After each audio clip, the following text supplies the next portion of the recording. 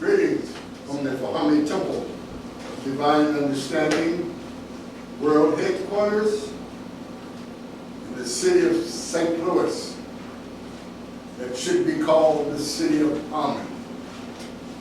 I would like to give respect to our Rasul, Paul and Johnson, for his information and his guidance, because without him, none of this would be possible.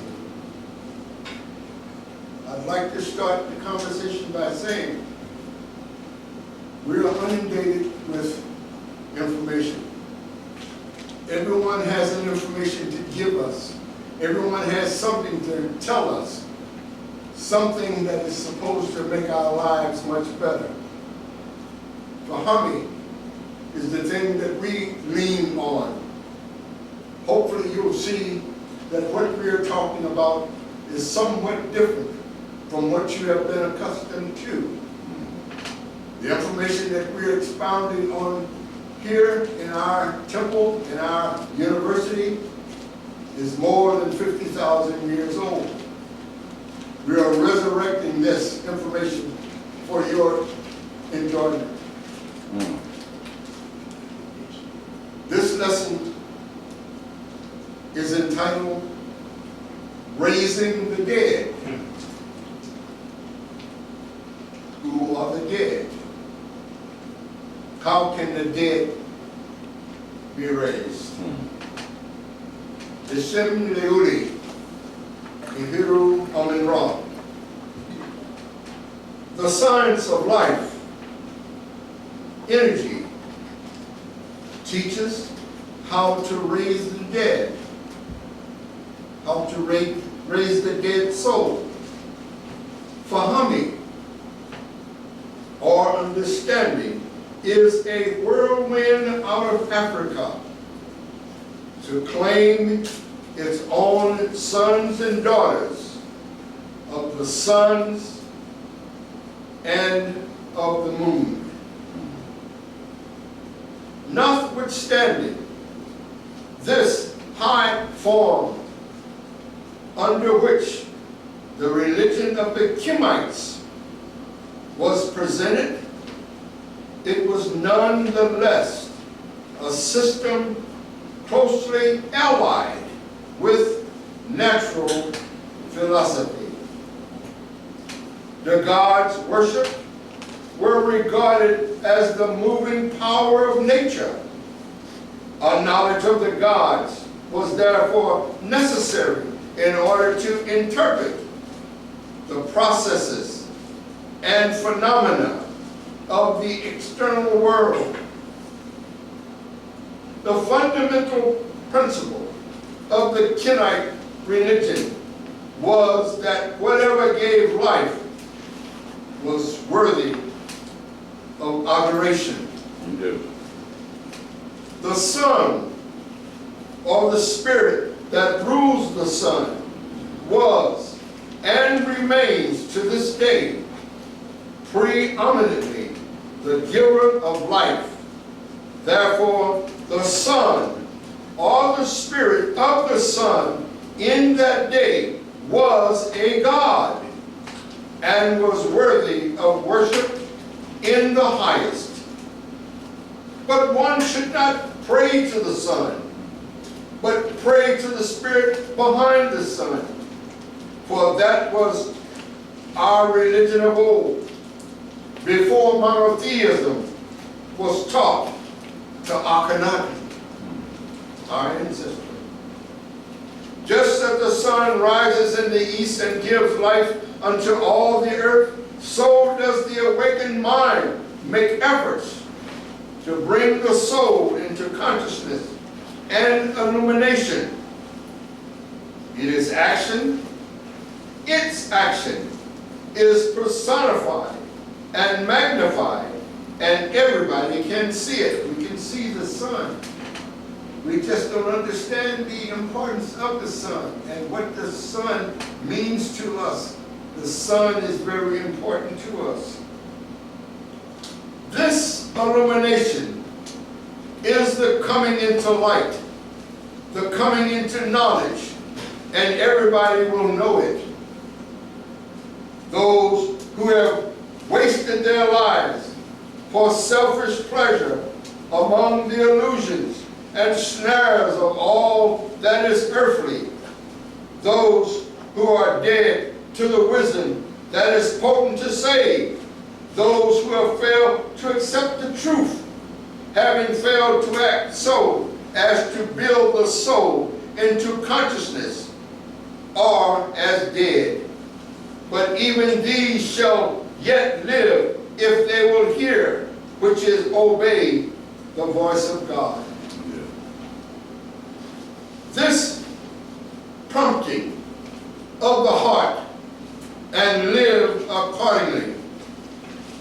The mind must conceive and accept truth before it can be applied.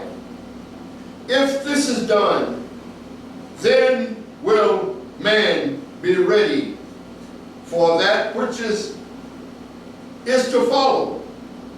This is the light giving sight to the blind, the illumination, which will do to the soul that which the water did to the mind, bring knowledge, awaken it, resurrect it from the dead, bring it into consciousness, so that it may become God or Father consciousness, a part of the universe, cosmic consciousness, out of the throne. The throne is always in the inner sanctuary. It is in the innermost part of the temple. That temple is man. The soul brought to the consciousness is a light. It is knowledge. It is the fire that burneth not from the throne of God, the Creator. For the seat of my consciousness is the throne of God's forever. According to our present condition, mentally, it may still be said of man and the earth, man is without form and void, which is unregenerated, and darkness, which is ignorance, is upon the face of the water, which is the mind. And Fahami said, let there be light, which is understanding, and there was light.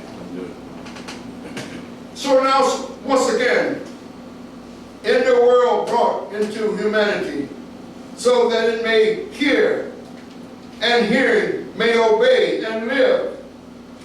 Fahami, as a whirlwind out of Africa, and as the lightning flashes from the east, and shineth unto the west, so comes these words of understanding to scatter the dark clouds of materialism and dead faith, and spread life-bringing light, which is knowledge, deep into the hearts of those who seek and would know. The day of the great awakening is at hand, brothers and sisters. It is the personification of soul perfection that descended in the form of a dove from heaven to bring peace to man and peace of mind. He who knows has given the command that these saving truths shall be sent forth to the children of man, that they may become fully informed despite the teachings of the debasing doctrines of justification by faith and vicarious atonement, which have led so many countless millions astray. Throughout all the inspired writings of all the initiates, apostles, and prophets, men are wanted to awaken from their sleep. Yet how few have ever given real thought to the meaning of these words.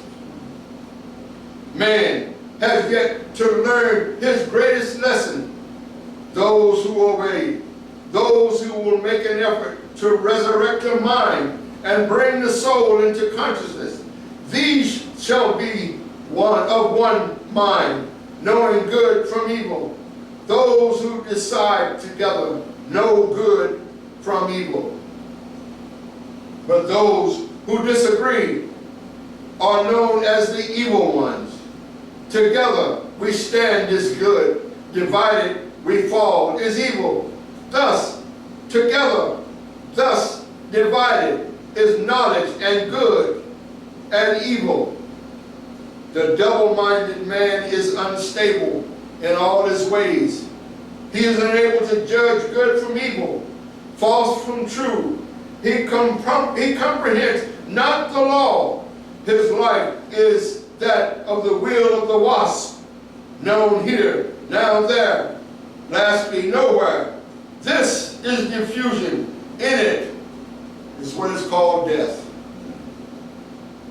We must lay aside the attractions of the world and seek the things of the soul.